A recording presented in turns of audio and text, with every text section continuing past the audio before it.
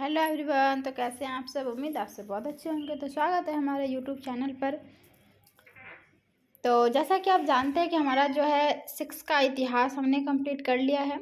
ठीक है, तो आज हम पढ़ने वाले हैं 7th क्लास का इतिहास। ठीक है, आज हम अध्याय 1 करेंगे जिसका नाम है प्रारंभिक कथन, 1000 वर्षों के दौरान हुए परिवर्तन की पड़ताल। यानी कि ये चीज़ को समझो, 1000 वर्ष पहले की जो जो बातें हैं और जो इन फ्यूचर, जैसे कि ये मान लो ये लाइन है, ये लाइन है, ये पूरी लाइन है। ठीक है, मान लो ये पूरी लाइन है एक, ये 1000 वर्षों के दौरान ये जो भी ये भी हुई है परिवर्तन, उसकी बात कर रहे हैं। तो यहाँ से स्टार्ट हुआ। ठीक है, ये 700 ईस्वी का मान लो, और ये जो है 750 ईस्वी का, यानी कि इतने आगे तक हम पढ़ रहे हैं। तो ये जो बीच का जो दौर था, ठीक है, बीच का जो दौर था इसे पड़ताल बोलते हैं।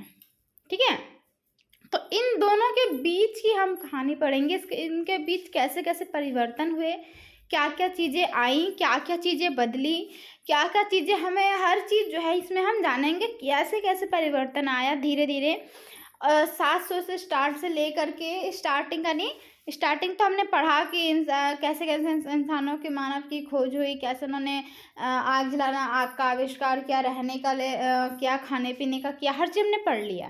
ठीक है, तो अब जो हम पढ़ेंगे इसके बीच का जानेंगे, बीच में जो है कैसे कैसे क्या होते थे, क्या करता था जो, हाँ, ये मेन मोटिव है इस चैप्टर का कि तुम जो आगे सारे चैप्टर पढ़ोगे ना तो उसमें कंफ्यूज ना हो कि हम पढ़ क्या रहे हैं। तो उसी के थ्रू आपको ये जो है पूरा आपको दिखाया जाए, ये जो चैप्टर है आपको बताया जा रहा है। इसी चैप्टर में आपको उन सब का थोड़ा थोड़ा जो है निचोड़ इसमें बताया गया है कि जो आगे पढ़ोगे तो कन्फ्यूज़ ना हो। तो इस लेसन में वो हर चीज़ दिया हुआ हर चैप्टर के बारे में। ठीक है, तो देख लेते हैं। ये जो आपको नज़र आ रहा है ये मैप है। ठीक है, आपने लग रहा है आपने कहीं से इस मैप को देखा है? देखो हमारे इंडिया की तरह दिख रहा है, थोड़ा किसी ने उल्टा कर दिया हमारे इंडिया को, है ना? तो रियलिटी वही है, ये इंडिया है। ठीक है, तो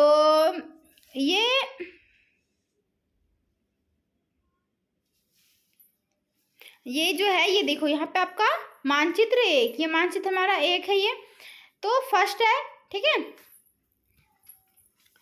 यहाँ पे देखो क्या लिखा है, ये 12वीं सदी के भूगोलवेत्ता अल इद्रिशी का बनाया हुआ दुनिया के नक्शे का एक हिस्सा जो है, जिसमें भारतीय उपमहाद्वीप को भूमि से सतह तक दिखाया गया है। ठीक है, अब देखो जो इद्रिशी है, ये जो हमारे जो है भूगोलवेत्ता, यानी कि भूगोल कार्य में जो चीज़ जो है मैप वगैरह और दुनिया को मतलब देखा होगा इसने, ये जो करता है। ठीक है, तो ऐसा लगता है कि अलवृत्ति जो है, ठीक है, अल इद्रिशी वो वैज्ञानिक जो है ये यहाँ से आना शुरू करे होंगे। तो उन्होंने इंडिया को कैसे देखा, इधर से आए होंगे, इसलिए जो है इसको जो है इस तरह से इंडिया नज़र आया। ये श्रीलंका है हमारा इतना बड़ा सा, और ये हमारे जो है बगल के हमारे जो है अंडोमान निकोबार ये सब वगैरह हैं, है ना, ये सब जो है सारे हैं।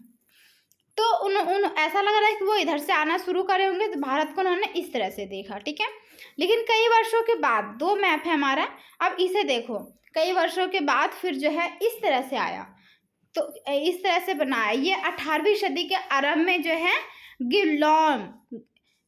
गिवलॉम द लिशले के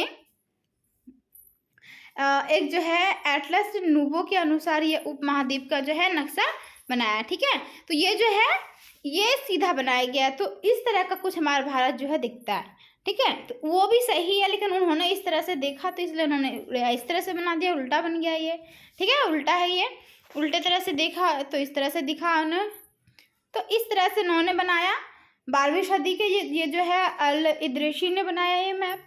और दूसरा जो है ये सेकंड मैप जो है हमारा 18वीं सदी के ये आरंभ में ही बनाया, गिवलॉम द लिस्ले के द्वारा जो है इस जो है एटलस नूबो को जो है मतलब बनाया गया इस मैप को। ठीक है, तो अब देखते हैं, अब इन मैप को हमने देख लिया, तो अब जो है इन्हीं दोनों के बारे में जो है और चीज़ों को जानेंगे। तो चलिए, तो ज़्यादा देर ना करते हुए अब स्टार्ट करते हैं। आपको मैंने थोड़ा थोड़ा उससे ऊपर से बता दिया है, और जो आगे लेसन में आने वाला है वो हमको सारे जो है शेयर करूँगी। ठीक है, बताती रहूँगी एक के बाद एक।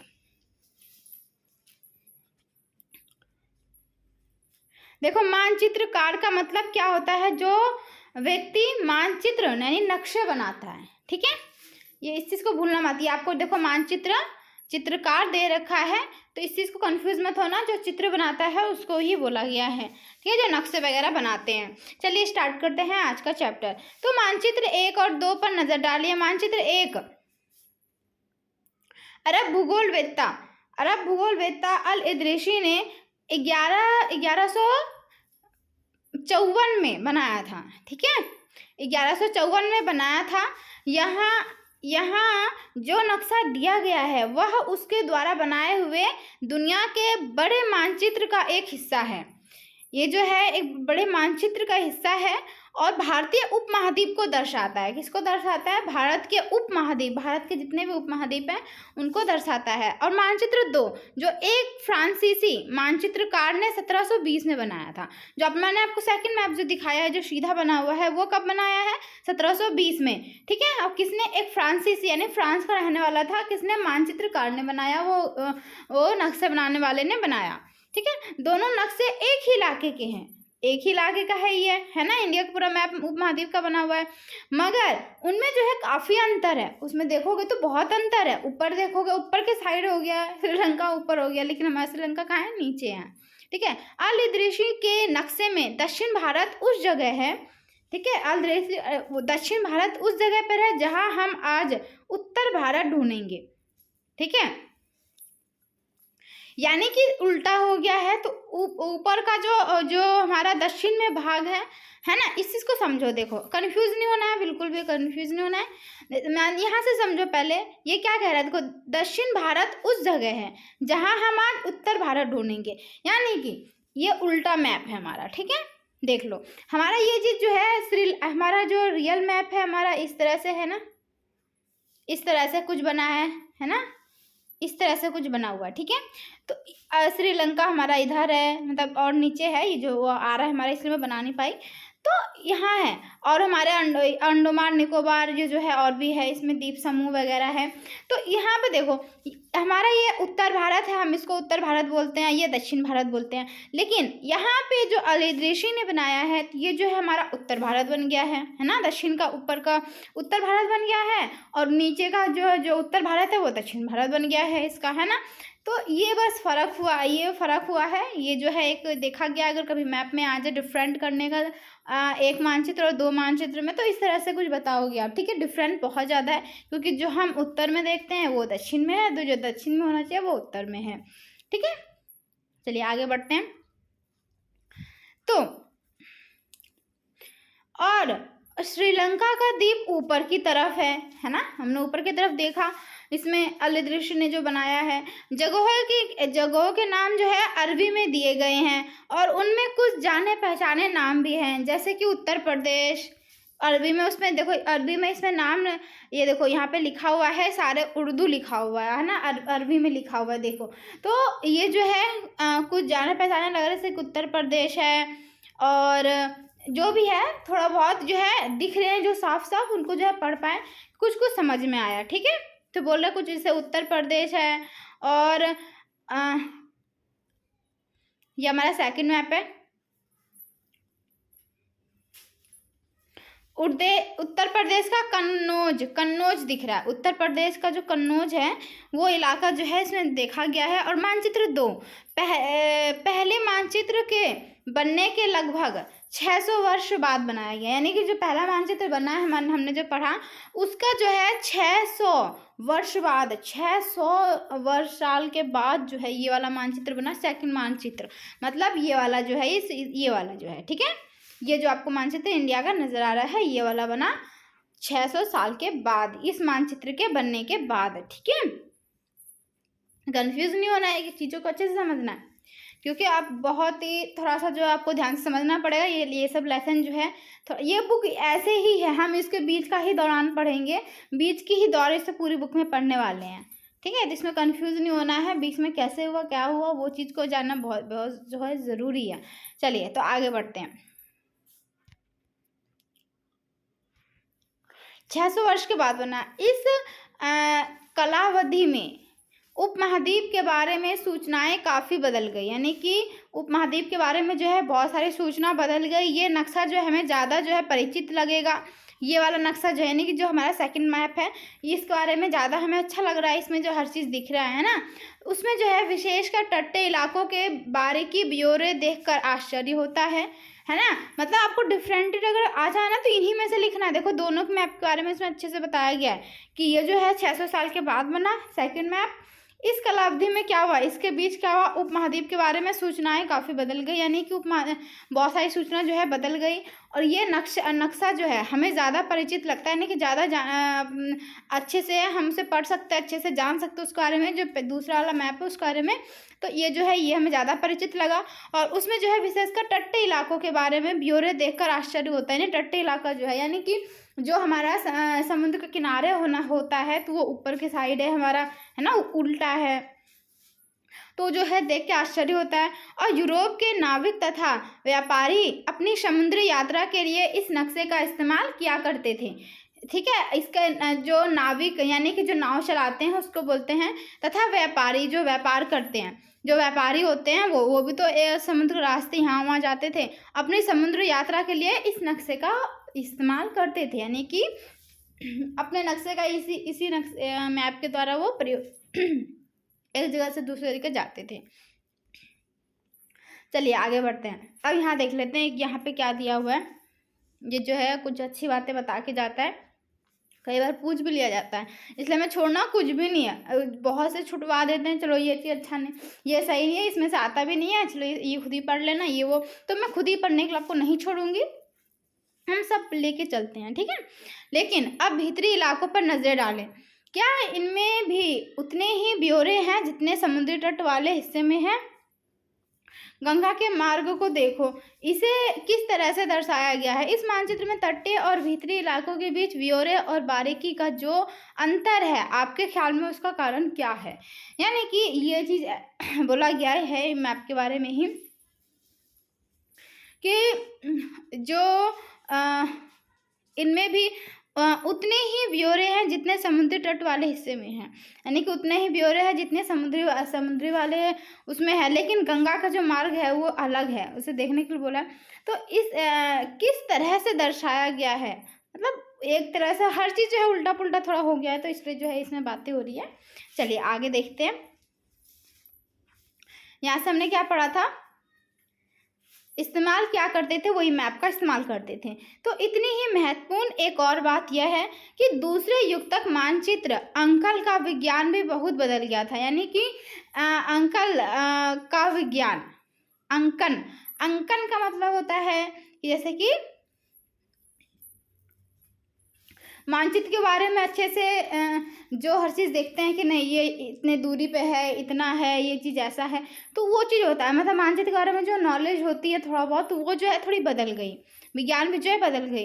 इतिहासकार जब बीते युगों के दस्तावेज, ठीक है, यानी कि दस्तावेज होता है जो पुराने ज़माने के लोगों ने कुछ चीज़ों के बारे में लिखा था, वो जो पुस्तकें होती हैं उससे बोलते हैं, जो हमारे विरासत में मिली है हमें, तो वही है। तो दस्तावेज और नक्शा और नक्शों को और लेखों का अध्ययन करते हैं। जब इन चीज़ों को फिर से दोबारा पढ़ते हैं, देखते हैं, अध्ययन करते हैं, तो उनके लिए जो है उन सूचनाओं का, संदर्भों का और उनकी जो भिन्न भिन्न ऐतिहासिक जो पृष्ठभूमि का ध्यान रखना ज़रूरी होता है। तो हर चीज़ों को कुछ भी हम जब बदलाव करते हैं तो हर चीज़ों को देखना पड़ता है, दस्तावेजों में देखना पड़ता है, नक्शों को, और जो है लेखों को जो लिखा हुआ होता है उसके बारे में हर चीज़ जो हमें लेके चलना पड़ता है। ये नहीं कि अपनी मर्जी से वैज्ञानिक हर कोई भी चीज़ को बदल देते हैं, ऐसा नहीं है। वो अपने पुराने जो है हर चीज़ को देखते हुए चलते हैं, कुछ खराबी ना हो, कुछ बदलाव ना कर दे, हम थोड़ी बहुत कर भी सकते हैं। तो उस तरह से सबको पृष्ठभूमि को भी ध्यान में रखते हुए वो चलते हैं, ठीक है। चलिए आगे बढ़ते हैं। नई और पुरानी शतावली, ठीक है। इसमें नई और पुरानी ये तो चलती ही आती है, जो चीज़ वो बीत गया उसे पुरानी बोल देते हैं, जो नई आने वाली है जिसमें जीरो उसे नहीं बोल देते हैं। तो उसके बारे में पढ़ते हैं क्या क्या शब्दावली आई। ठीक है, शब्दावली यानी कि अलग अलग जो है लोग जब समाज में रहने लगते हैं तो अलग अलग चीज़ें भी आने लगती है ना। तो क्या क्या आती है, कैसे कैसे लोग फिर रहने लगते हैं, किस तरह से क्या होता है वो पढ़ते हैं। ठीक है, लोगों में कैसे कैसे बदलाव आए, नया नए क्या चीज़ आई हमारे समाज में, चलो देखते हैं। ठीक है, अगर समय के साथ साथ सूचनाओं के संदर्भ बदले, सूचना का संदर्भ बदल गया। जब हमने ऊपर में पढ़ा ना हमने कि जो है वक्त के साथ जो है चीज़ें बदलने लगती हैं। जैसे मैप कोई देख लो, पहले कैसा था, 600 वर्ष के बाद कैसा नक्शा बनाया, तो वही है, हर चीज़ जो है बदलती है समय के साथ साथ। तो भाषा और अर्थों के साथ क्या होता है, भाषा और अर्थ भी तो कभी बदलते हैं। तो ऐतिहासिक अभिलेख कई तरह की भाषाओं में मिलते हैं। जो अभिलेख होते हैं, ऐतिहासिक अभिलेख, वो जो है कई भाषाओं में मिलते हैं और ये भाषाएं भी समय के साथ साथ जो है बहुत बदलती है। हर चीज़ जो है बदलती रहती है, भाषाएं भी बदलती हैं, क्योंकि जब लोग अलग किसी के, जैसे कि गाँव के लोग अगर शहर में आते तो हिंदी बोलना शुरू कर देते हैं, है ना। कहीं हैदराबाद गए तो हैदराबाद की तरह बोलना शुरू कर देंगे, कहीं गए मतलब जिसके साथ रहना जैसे शुरू कर देते हैं उस तरह से थोड़ा बहुत बदलाव जो है आ जाता है। तो चलिए उदाहरण के लिए, जैसे कि मध्य युग की फारसी आधुनिक फारसी भाषा से भिन्न है। यानी कि मध्य युग में जो फारसी थी वो आधुनिक जो है फारसी है, जो अब जो लिखा जाता है फारसी, उनमें थोड़ा सा जो है उनकी जो भाषाएं हैं, जो मीनिंग होता है थोड़ा बहुत अलग है।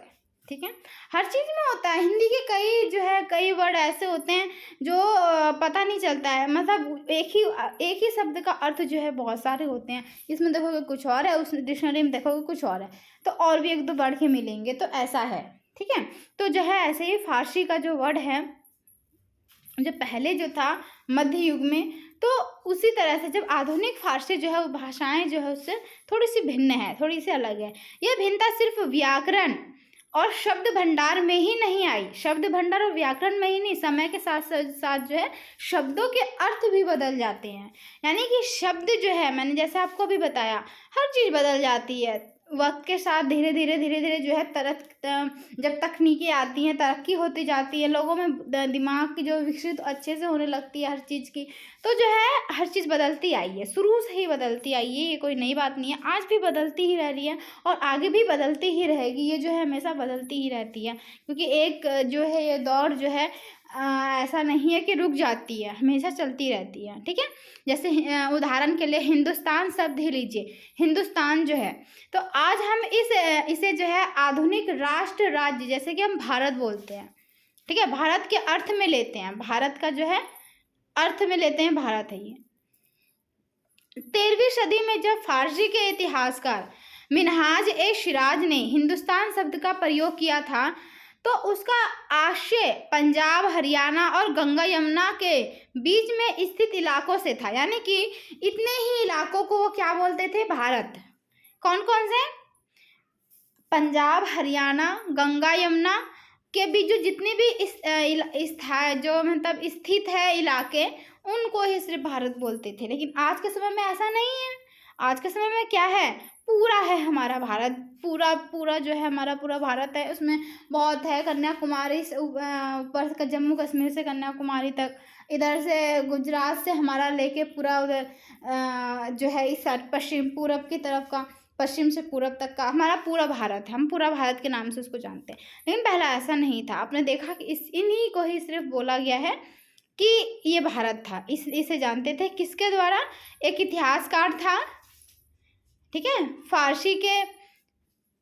फारसी के इतिहासकार थे मिनहाज ए सिराज ने हिंदुस्तान शब्द का प्रयोग बस इन्हीं इलाकों के लिए किया था, हिंदुस्तान बोला था इसको। ठीक है, बाकी आज हम पूरे भारत को इसी नाम से जानते हैं। चलिए आगे बढ़ते हैं। तो उसने इस शब्द का राजनीतिक अर्थ में उन इलाकों के लिए इस्तेमाल किया जो दिल्ली के सुल्तान के अधिकार क्षेत्र में आते थे। यानी कि अधिकार क्षेत्र में जो इलाके आते थे उनके लिए सिर्फ इस्तेमाल किया ये।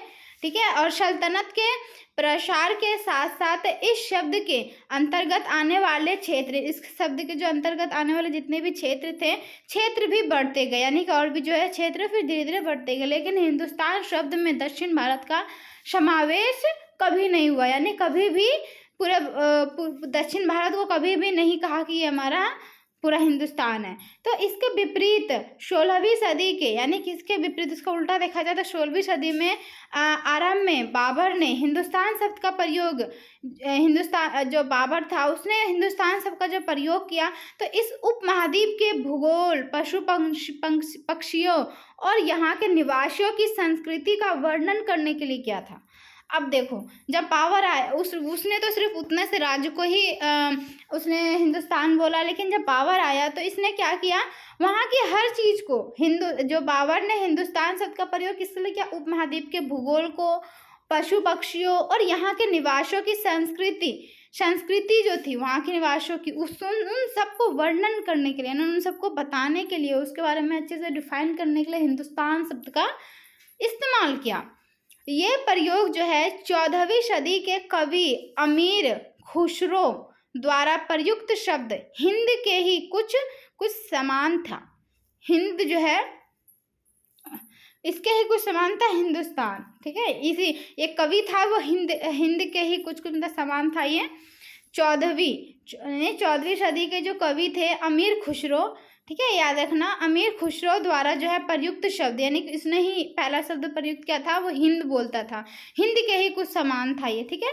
मगर यहाँ जो है भारत को एक भौगोलिक और सांस्कृतिक सतत्व के रूप में पहचाना जा रहा था। यहाँ पे क्या हो रहा था, भौगोलिक और सांस्कृतिक सतत्व के रूप में, यानी कि भौगोलिक का मतलब हुआ कि पूरा भौगोलिक बोले तो पूरा भारत को ले लिया, जितने भी इसमें पठार, मैदान, पर्वत जो भी आ रहे हैं, इसका मैप वगैरह हर चीज़ के बारे में ये सबको लपेट लिया इसमें, ठीक है। सांस्कृतिक बोले तो अपना जो वहाँ पे संस्कार थे लोगों में, क्या क्या थे, किस तरह से हर चीज़ थी, प्रचलित थी पहले से, तो वो चीज़ कौन सा सतत के रूप में पहचाना गया, उन्हीं के रूप में ही पहचाना गया। और वहाँ हिंदुस्तान शब्द से वे राजनीतिक और राष्ट्रीय अर्थ नहीं जुड़े थे। वहाँ जो है हिंदुस्तान शब्द से जो है वे राजनीतिक और राष्ट्रीय का अर्थ नहीं जुड़े थे, जो हम आज जोड़ते हैं, हम जोड़ते हैं ना, तो वहाँ जो है वो चीज़ नहीं जुड़ा था। तो सब जो है आए, सबने अलग अलग तरीके से, अलग अलग तरह से जो है हर चीज़ को बोला, ठीक है। चलिए आगे बढ़ते हैं।